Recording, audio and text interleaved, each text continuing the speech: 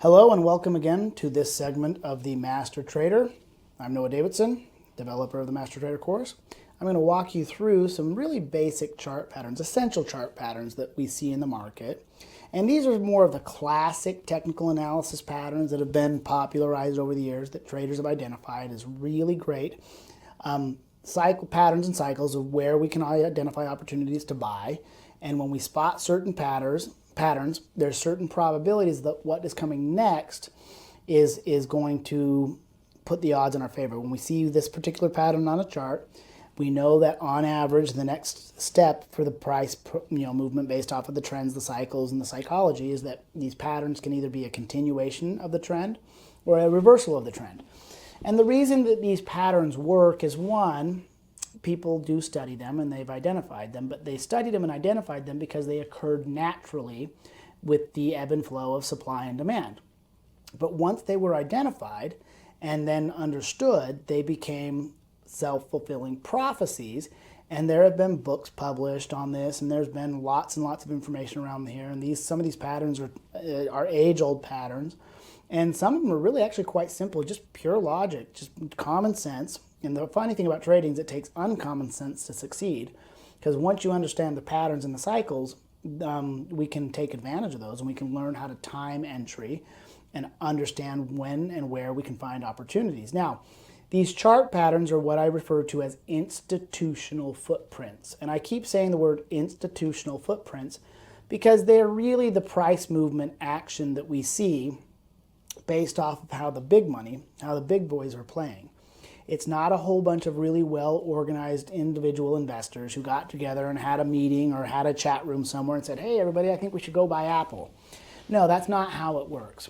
It works with the big money, the institutions, how they are behaving around the buying and the selling, the big funds, the mutual funds, the hedge funds, the big institutional buyers, when they are moving into stocks and when they are moving out of stocks and they are cost averaging in and cost averaging out, these patterns occur. And when we see these patterns, and that tells us how these multiple institutions are behaving, and we see these patterns, it gives us a potential clue as to what might be coming next.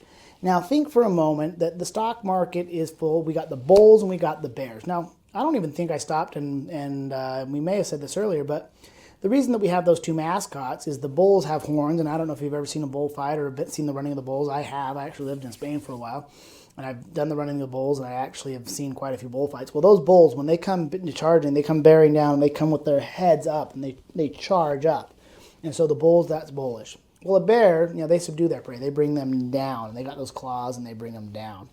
And if you look at our financial centers on Wall Street, you got Benny the Bull out there on Wall Street, and I've got a picture of myself sitting on Benny the Bull. Probably could have gotten a ticket.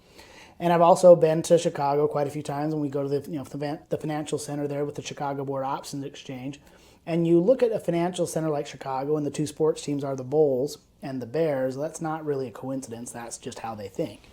Okay. So these patterns are cyclical, and we do have to identify with whether they are a bullish pattern or a bearish pattern, whether they would be strong buys, potential warnings of change, and we have what we call continuation patterns, odds of the trend persisting, and reversal patterns, warning us of a change in sentiment and trend.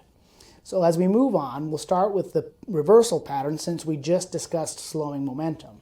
So in the previous segment, we were looking at slowing momentum. And those slowing momentum, that's a warning to us. And when we see that slowing momentum and we now couple it with classic reversal patterns, we can identify these. And I've kept this to just the more quality, well-known patterns. And we didn't go, and there's tons of different variations of this.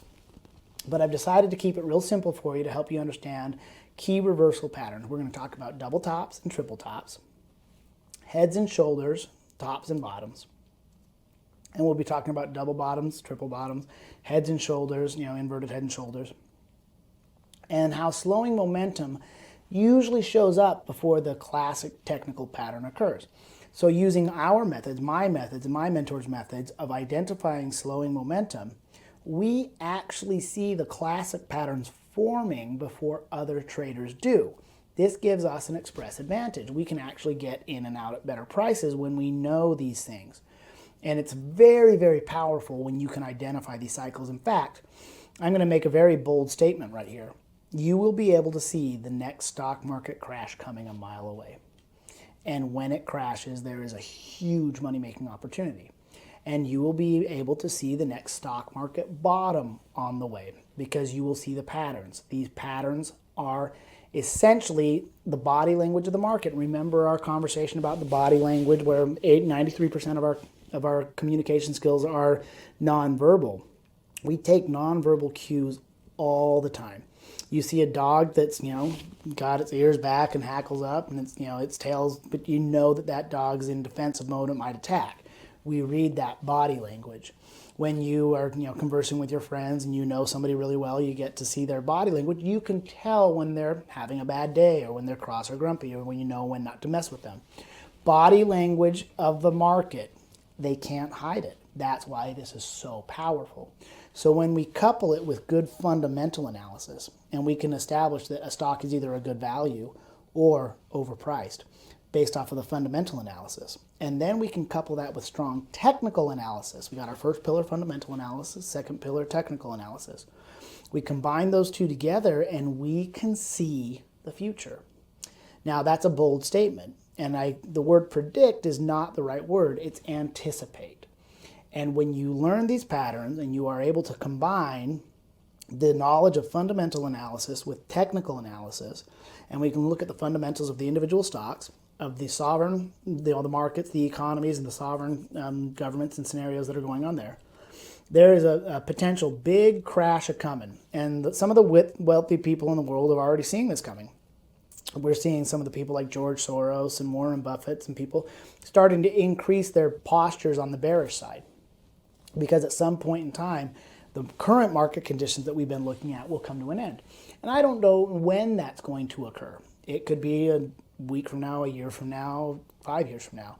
In reality, though, it's an unsustainable pattern that's going on. What we have going on fundamentally in the markets, when we look at the general economy, the general strengths of the economy, and the weaknesses of the economy, and we look at the sovereign debt crisis and the taxing and spending policies, monetary policies, the accruing debt is getting to the point where it's a snowball. And what's going on is nobody wants it to go down on their watch. Nobody wants it to go down on their watch. Greenspan didn't want it to go down. Bernanke doesn't want to go it down. And now Yellen's coming in and Bernanke's going to kick the can down the road and Yellen's going to pick up and be even more dovish on that. And none of the members of Congress want to step up and let it go down on their watch. It's why they were so willing to do the bailout. Because if it goes down on their watch, they're the ones who go down in infamy. And so they'll kick it down the road, and that just passes this problem along to our children. So this is my bold statement for you. I cannot predict the future, but I can spot a pattern.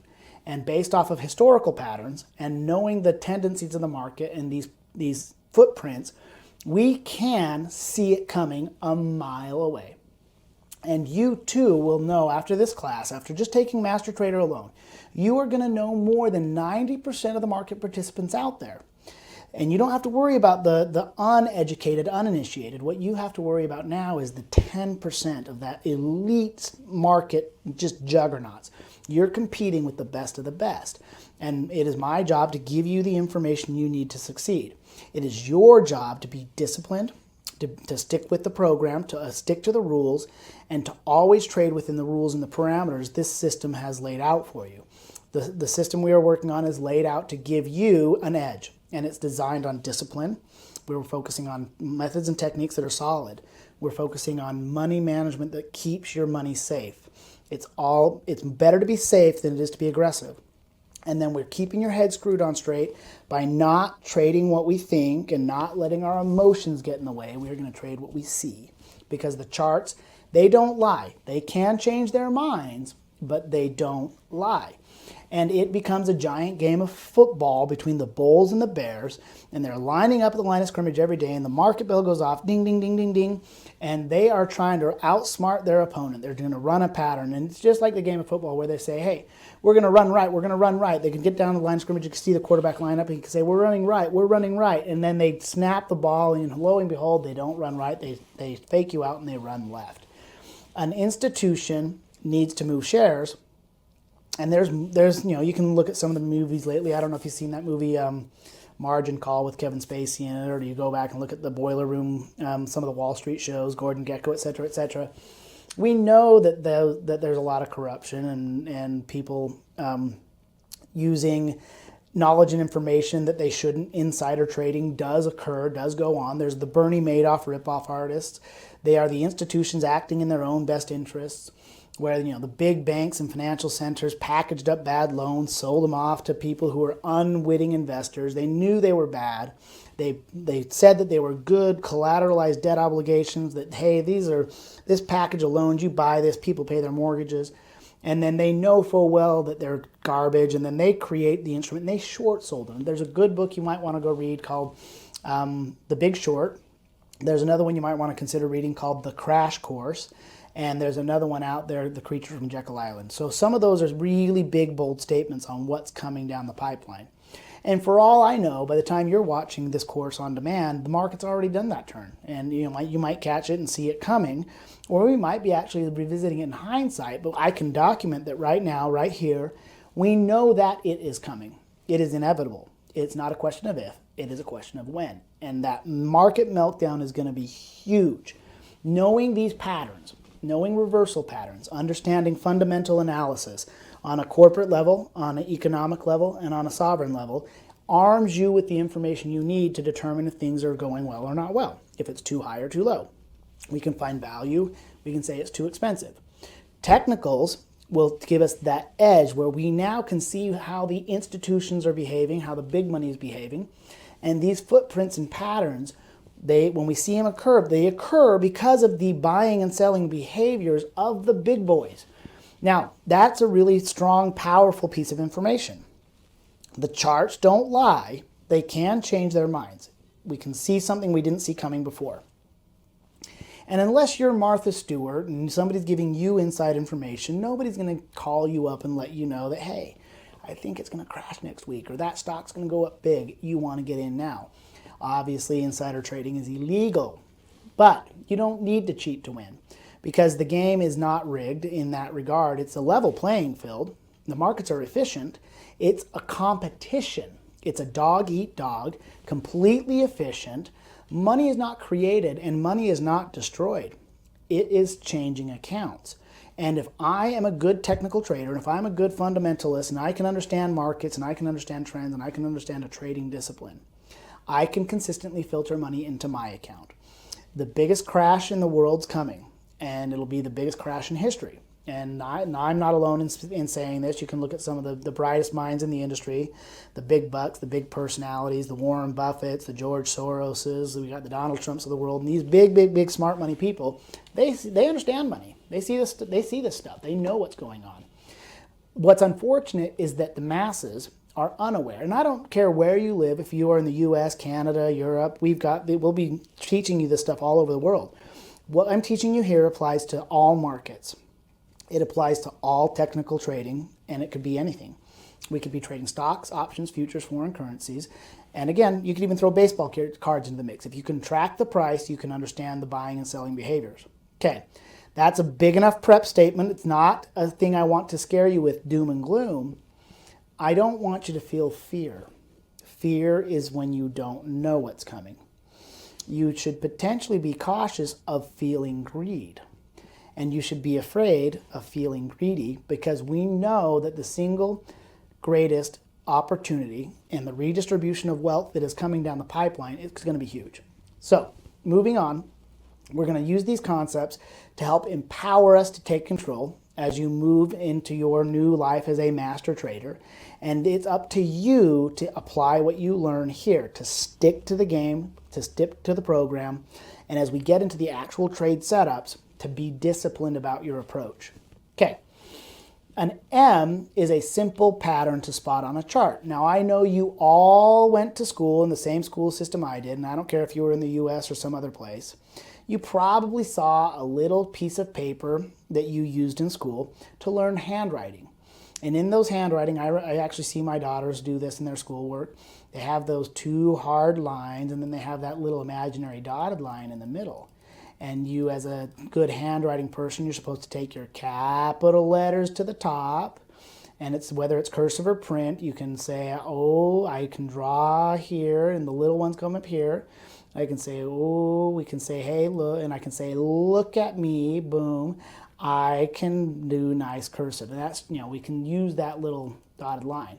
Well, if you had that same dotted line of paper and you took, excuse me, I didn't draw that very well, the letter M, and you drew an M to the top, and you maybe brought it down to the bottom, and you brought it up to the top, and then you only brought it down here, and it was not yet complete. Your teacher is going to break out the red pen, and I'm just going to use a blue pen to be ironic here. We'll get a backwards color. And when she was going to highlight and say, no, wrong, you need to draw it down here, and she's going to slap your wrist and make you feel bad because you have bad handwriting. It is not an M until it breaks support. The breaking of support is what creates the M. M is a topping pattern. If the stock was in a downtrend and you see an M down here, that is not an M. That is a box pattern or a potential W breakout, or a stock in a box looking to break down. Where an M occurs is, let's go ahead and erase those and bring out the marker again. Where an M occurs is after a big run. And if the Elliott wave cycle holds true, big one up, down 2, big one up 3, down 4, sometimes that fifth wave doesn't even break the top. And it holds. And when it holds that line and we see the prices coming down, and we actually see that, there's one in the market right now. On today, the day I'm recording it, I can go look at the S&P index, and there is an M on the daily chart. But it has not broken support. And if it breaks support, that is the first inkling of an actual downward trend. Downward trend starts with a failure of support. The M is the slowing momentum. Now, this M can occur 3 different ways. And we can identify and scan for these. If you get the Mach 4 upsell to the software, give me more money. I'm just teasing. Make Tom Joseph's a little bit more money. I don't get paid. If you can scan and find those, you can make good trading opportunities. The M can be made 3 core ways. It's going to occur in a stock in an upward trend, and that stock could be slowing down, and as the distance between those peaks decreases, the M can come in perfectly even like this and be exactly double topped. It could come into a slowing momentum pattern where it's slowing down, and it still puts in a new high and then breaks down here. And the M can tip to the right where it's still getting slightly higher. And it's kind of like you back slant your handwriting. It's still an M, it broke support. It can also tip the other way where you have a slowing momentum pattern and it fails to come in and falls a little short and drops. And when that occurs, the M can tip this way. But anytime you spot an M on your chart, the M stands for murder. It kills the trend. It is a classic reversal signal. And maybe, I could say M means a maybe, it's a top. M stands for murder because it kills the trend. I think M stands for money because this pattern can be money. Now, what we don't know when the M occurs is if it's going to do an ABC cycle where it comes in, puts in the top and does 1, 2, boom, and then it takes off again. Or if it's going to be the cycle that comes in, does the double top, breaks down, does its kiss goodbye, we'll talk about that one here in a minute, and rips. And that might be the time you want to get in. So if you would just learn this pattern right here, this concept alone, and you could couple it with good fundamental analysis, some solid technical analysis, you could have simply avoided the last 2 market crashes in 2000 and 2007. You could have been a bear when you saw it coming. Every once in a while, we'll get suckered into the wrong side of the trade, and with good money management and stop loss, it's okay if we make a mistake. So I'm going to go ahead and move those. Let's go ahead and erase that off.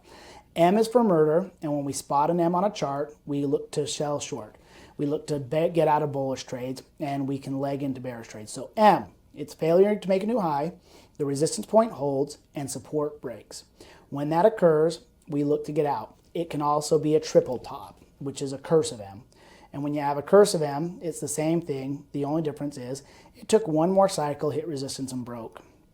I've heard those referred to as the king's crown, the triple top, the breakdown. Sometimes it'll come in as a classic Head and Shoulders, which is another pattern we'll introduce you to.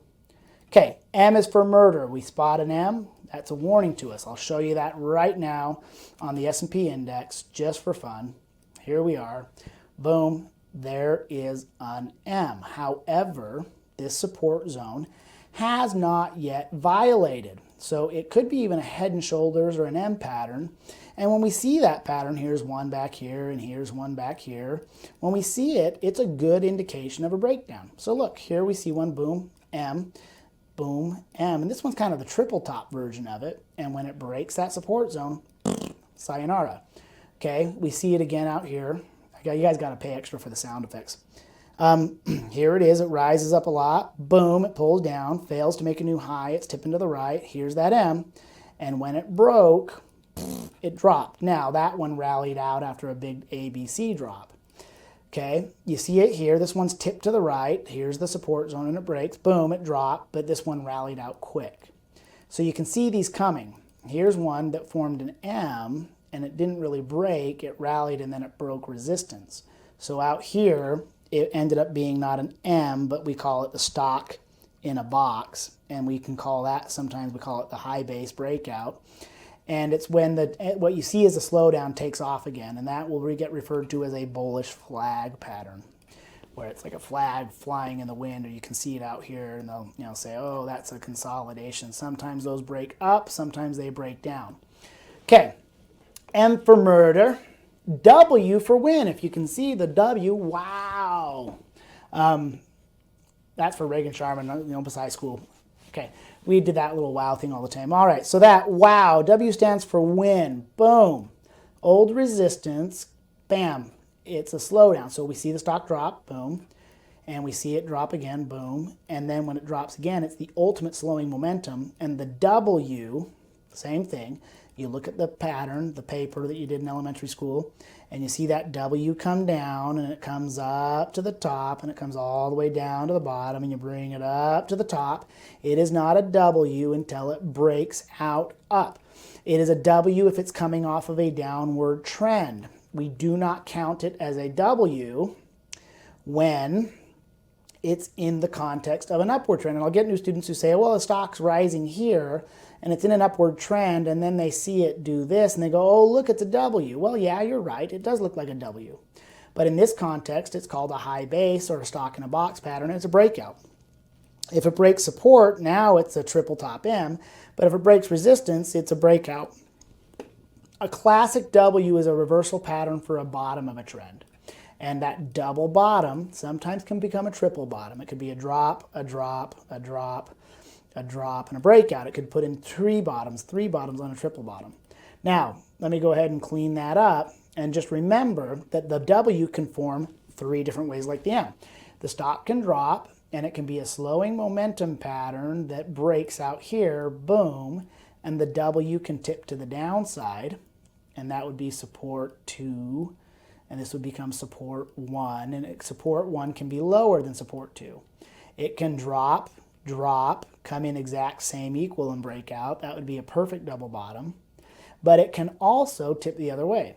We can go in here and see where it could drop, slow down, come in higher and break out. And it can tip this way and break out, and that would be where support 1 is higher than support 2. But between here and here, almost invariably, you see the decrease in momentum. So support 2 to support 3, that's supposed to be an S for support. Support 3, we'll learn to draw one of these days. Support 3 to support 2, smaller drop. But from support 3 to support 4, that is a bigger drop. So you'll see it slowing down. Now stop and think about this. If you can see a W, if you can see the pattern, and this is in your DNA, you're designed to spot patterns. It is in your mindset. We are pattern-making machines. I can sit here and look at the carpet and I can see a smiley face. I can look at the clouds and I can see a bunny rabbit. And I can look over here in that, that little painting and I can see different things. We are good at spotting patterns. It's part of our evolution. It's part of our DNA. And it's, I think, by design that we have this skill set and ability because we use it in life. When you learn to read, you're learning the alphabet first. A, B, C, D, E, F, G. A, B, C, D, E, F, A, H. It doesn't matter what language you're learning it in. The patterns that you learn the letters, that's a pattern. And when you learn to string letters together, that creates a word. And when you first start to read, you learn the pattern because you learn the individual pattern letters. You go because, double, you start to sound it out. But as you become a more proficient reader, you're not even looking at the word, you're not sounding it out. You simply recognize the word as a pattern. You recognize that pattern. Reading is pattern recognition. When you learn how to speed read, you can actually zoom out and you can see the big picture. And you can read the whole thing at once because double bottoms can confirm an end of a downward trend. So that's what we can see when we're looking at a chart. Okay, all right, let's go ahead and erase that and move on to the next pattern. Here we have the W for win. It's a failure to make a new low. It's support that holds, resistance fails. Upward trends begin with a failure of resistance. I'll repeat that one more time. Upward trends begin with a failure of resistance. So we have learned an M for murder and a W for win, and a downtrend starts with a failure of support. An uptrend starts with a failure of resistance, and we've already have stated buy above resistance and short below support. Buy above resistance, short below support. Use good trade management, position sizing, and stop losses. Boom. Head and shoulders is a little bit more pronounced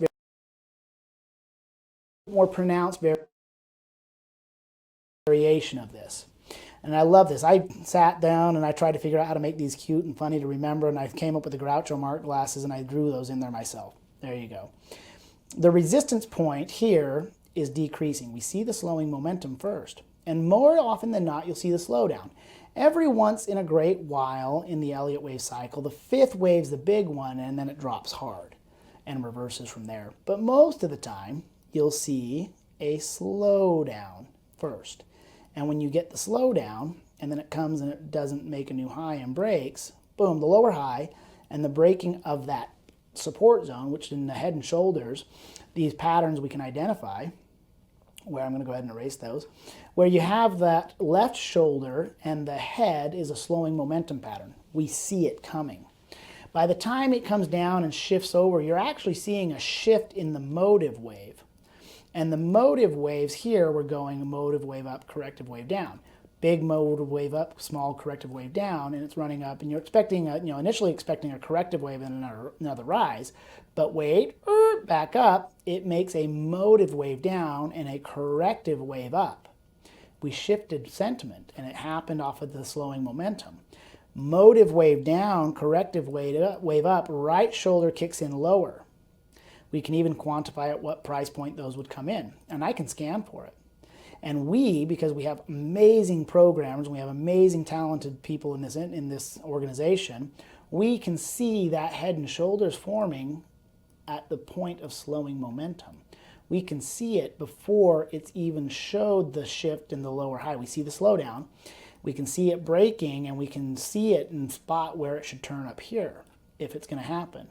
And we can get in at a better price, 76, than those who wait for the classic formation of the neckline, who would be getting in at a lower price of 74. Now, that helps me make money, risk less. The person here might make, they can control their risk, but you can get a better price. I'd rather sell it at 76 and buy it down here at 67 than to sell it at 74 and buy it back at 67, excuse me. Same idea. Okay. So that's the idea of a head and shoulders pattern. And it's a classic pattern. It's in textbooks, and textbook patterns do occur in textbooks. They also occur in the market. It's a classic pattern. And if it works on the top, there's a bullish version of it. There's always a bearish version of it. And we see we see it go both ways. Now here I put the head and shoulders upside down and the Marco Grout, Marco Grout, I can't even think of it. I'm totally having a blank on that. The Groucho Marx, thank you. There we go. Support. It's slowing down. Boom. We can see it coming. So if you can understand slowing momentum, and then you can see the formation of left shoulder, head, right shoulder, breakout, boom, you can be in. Now when we see that, let me go ahead and erase those and let's get the nice looking left shoulder signal. Head. There's a slowing momentum pattern from left shoulder to head on average. And we go ahead and we see that right shoulder come in high or low, and boom, when it breaks that neckline, it's off to the races. And we can use this in conjunction with other technical analysis forms, trend lines, moving averages, support resistance zones, the wave cycles in general. You can actually see a complete Elliott wave down cycle here, down 1, up 2, down 3, up 4, down 5. That would be a slowdown. When we see that, it's a potential reversal time to break out. So we can spot that inverted head and shoulders. Now those are your two classic reversal patterns. And when I tell you that you can see the tops of the market coming, let's go back to a weekly time frame on the S&P index. And let's go back and look at the top of 2007. And here we have the market rallied from the bottom. And here's that top.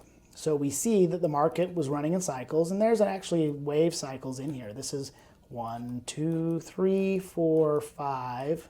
That was a complete cycle 3. It ended, started over to a new one. Macro 1, big one, second one, 3, 4, 5. And it came into where old resistance became new support. And if we look at the distance between these peaks, let me go ahead and clean those up. We had a macro fifth wave cycle. Let me bring in a little bit more history here because I want to show you that these cycles are really cool. On the S&P index, so I'm going to come in and change the history. We'll get 1,000 bars in here. And we'll look at that weekly time frame and we'll bring in the history. And we can come back and look at the bottom of 2002. And hey, did your broker call you after the dot-com bubble and tell you that there was a triple bottom, a W on the bottom, and that would have been a great time to buy in April of 2003? And you could have made a boatload of money in your account, and you could have seen macro wave 1, corrective wave 2, subdivided wave 3, corrective wave 4. In here, there's 1, 2, 3, 4, 5. And inside here, 1, 2, 3, 4, 5. Cycles within cycles, trends within trends. So macro wave 1, corrective wave 2 down here, that's 2. Up here we've got 3, and down here this is 4. Okay, and we look at these patterns, and out here it comes, number 5, boom, and it did. It went 1, 2, 3, 4, 5. Now that just got pretty heady, didn't it? We got a little bit into the wave count. And in hindsight, obviously, we can count those. I remember back in 06 or so, watching a group of technicians out of Salt Lake City, Utah, where I'm from, which is kind of a hotbed for this stuff. That's one of the reasons that I'm from Salt Lake City, Utah, and I do this, is I happen to be in the right place at the right time. Let me go ahead and erase those lines. Let me go and remove the lines. And they came out and they predicted the top. They looked at the bubble and they thought that the bubble was coming, and they were 2 years early. It ended up not topping out until 07, and they called their prediction in 06. And the reason they called their prediction in 06 was because they thought this was an A, B, C correction, and that from the macro move, that this was a macro wave down, corrective wave up, and they were expecting it to drop sooner than it did. So they held up a copy of the Salt Lake City Tribune and put on a video, and they had a little website about big bear market coming. I can't remember the name of it, don't care. But they kind of pulled that video down off their website after they predicted it wrong. Now, I personally have been right about these conditions, and I've been wrong about them in the past. I have made my judgment calls and been correct, and I have made my judgment calls and been dead wrong. That's the nice thing about being a good systematic disciplined trader with a well-rounded system, because if you're wrong, so what? We manage the risk. We always do appropriate position sizes and stop losses. Okay, so I'm going to go ahead and clean those up. And can you see the M for murder? It's a little rudimentary at this point in time. There you can see your M for murder. And you can even see where it put in a lower high here. And you saw the slowing momentum. Boom. Boom, boom, it slowed down, big M, and it broke, boom. And even if you missed the break, you had a chance to get out here. This is called the kiss goodbye. So it's that break of support, and whenever you see that double top and that M for murder, we say it's an M for murder, but what's it really called? Double top. So I want you to say it with me. The M for murder, what is it called? A double top. When you see it break support, what should you do? Draw a line on support. When you see it draw a line on support, you're going to watch for what? You're going to wait for the kiss goodbye. Sometimes referred to as the kiss of death or the kiss goodbye. When you see that happen, it's going to tank. And if it turns into a big cycle down, you caught the third wave of the drop. You didn't make a little, you made a lot. You didn't make a little bit of money, you made a lot. You could get rich. Well, let's go back and look at the top of 2000 and even when we saw the end of the dot-com bubble. Well, we could have looked at that dot-com bubble and said, ooh, it's good to get in. And while it was rising, the good, big move, woohoo. And the wave cycles in here are there, but they're not as clean and clear. And we don't have to do it because we can see slowing momentum. And you can see, bam, the distance between those peaks is decreasing. The amount of time that is passing between this resistance point and that resistance point, this resistance point, and that resistance point is coming in sooner. When we see this pattern, we can call it the rising wedge. Remember we talked about the rising wedge before? Well, when you see a rising wedge, that consolidation out there, that's another expression of slowing momentum. Let me go ahead and clean up all those lines. There's a triple top. 1, 2, 3.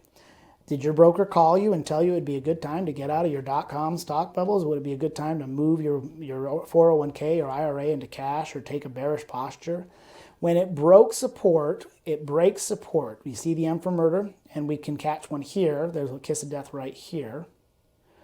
And we can see a support zone here that breaks. And what do you do when you see the M? Okay, so we see the double top, in this case triple top. M for murder. What's it called? Triple top. When it breaks support, that's the beginning of a downward trend. When it breaks support, what do? We draw a line. And when you draw a line, what are you waiting for? The kiss of death. You're waiting for that to come up. And if this is weeks, so this is not happening that fast. It's taking weeks to mature. Boom, old support can become new resistance, breakdown.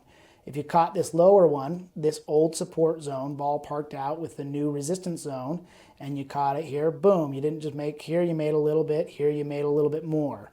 Well, if you caught one of these big ones in here, and here's another one, there's an M for murder, and if you caught that one, M for murder, boom, when you see that double top and it breaks support, this one didn't quite give us that line, but you can see where these things do pan out. If you broke support and caught that M, you made some money. If you broke it here and caught support, you made some money. So this is how we identify changing trends. And let's fast forward to current date. And again, of course, you're watching this at a future time. Doesn't really know what's coming. I don't know. I can't predict the future. All I can do is look at the numbers, the fundamentals, and the economics, and the technicals. And I don't really care what my opinion is. In fact, my opinion might even be a tad bit pessimistic. And it's not because I think that it's horrible. To me, it's exciting. I'm excited for that move. When the market does finally come and it turns into a sell-off and people panic, well, that's where you make your money. That's, love bear markets. We get excited for bear markets. I may or may not be performing ritualistic rain dances in my backyard for the market gods to appease me with a bear market crash. I may or may not have a voodoo doll of the S&P index and be sticking it on a nightly basis. I'm just being a little weird here now, but you're remembering this, right? Okay, we like a bear market. It's slowing down. Okay, see this? Right now it's still rising, but it's rising less, and we see a slowdown up here. It is rising, but we can call that a slight rising wedge. I don't know if it's going to keep rising or not. We're trading out here on the S&P index when we look at the SPX. Same chart, 1800 is a big fat number. And I've seen some technicians think that it's going to stop at 1800, and I've seen others that are calling for it to rise to 2000. We've never been up here, uncharted territory. It can go up as long as it wants. And at this point in time, there's perpetual quantitative easing going on. And they don't know exactly how or when they're going to taper it. Eventually they have to raise interest rates, and eventually they have to stop this easy money policy, or the dollar will at some point in time die. Nobody will want to own the dollar because it becomes devalued. And the dollar, as they print more, becomes worth less. And I want you to repeat that to me. As they print more, the dollar becomes worth less. As they print more, the dollar becomes worth less. If you say that fast enough, as they print more, the dollar becomes worthless. That's one of our concerns as economic analysis tells us. Markets are going to continue to rise. It's an inflationary pressure, and we don't fight the Federal Reserve. So as long as they're printing money, we can expect the market to rise. It's like having it on steroids. They're putting it on the juice. And the market, every time it's gone to dip, you see those little reversal patterns, and they get the market a little bit scared right in here. Well, this is where they did the initial bailout. This was the big toxic asset recovery program. This was the second bailout after the market started to correct. It put in a reversal head and shoulders pattern, and I actually thought it might get pretty bearish. But the Feds came in and did another bailout, and it drove the market up. And then over here, they decided that, boom, it came into a little bit of tapering. We had a little bit of a flash crash. And what happened here is that they did another quantitative easing series, but this time they made it perpetual. And we had an ongoing policy of easy money, and that has caused this to rise. Now, the buy and hold people will say, well, look, it's doing all-time highs. We've never been this high before. That's fantastic. Until you look at the dollar.